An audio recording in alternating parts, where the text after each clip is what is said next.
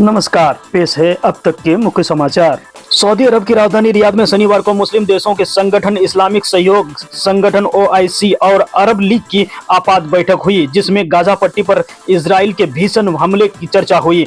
आगे की रणनीति बनाई गई। सऊदी अरब ने शिखर सम्मेलन की मेजबानी की और इस दौरान शुरुआती संबंधों में सऊदी अरब के क्राउन प्रिंस मोहम्मद बिन सलमान ने गाजा में बिगड़ती हालात पर चर्चा किया और कहा कि हम एक मानवीय आपदा का सामना कर रहे हैं। संयुक्त राष्ट्र सुरक्षा परिषद और अंतर्राष्ट्रीय समुदाय के अंतर्राष्ट्रीय कानून और मापदंडों और अंतर्राष्ट्रीय मानवीय कानून की विफलता की गवाही देता है। क्राउन प्रिंस ने कहा है कि गाजा पट्टी पर इजराइल के ताबड़तोड़ हमले से अंतर्राष्ट्रीय सुरक्षा स्थिति को खतरा पहुंचा है। उन्होंने इस स्थिति का सामना करने और उसके खिलाफ प्रभावी कार्रवाई करने के लिए सभी नेताओं को एकजुट होने का आह्वान किया है। अपने भाषण के दौरान प्रिंस ने तत्काल सैन्य अभियान बंद करने, नागरिकों के लिए मानवीय गलियारे प्रदान करने का अंतर्राष्ट्रीय मानवीय संगठन को अपनी भूमिका निभाने में सक्षम बनाने की मांग की है।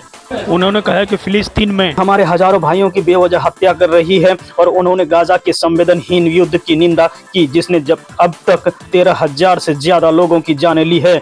इसमें सबसे ज्यादा बच्चे, महिलाएं और बुजुर्ग शामिल है। बता दें कि हाल ही में अमेरिका की दखल की इजराइल और सऊदी अरब ने दोस्ती का हाथ बढ़ाया था।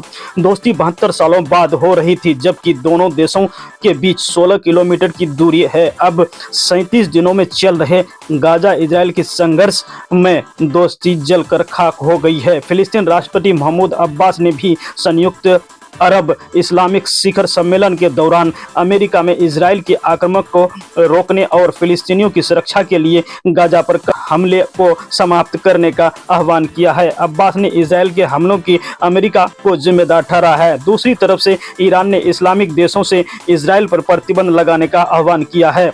हालांकि इजराइल फिलिस्तीन के बीच मध्यस्थता करने वाले कतर के गाजा में बंधकों की रिहाई पर जोर दिया है। अपने क्षेत्र के समाचार के लिए हमारे फेसबुक पेज न्यूज़ VI को लाइक करें और शेयर करें।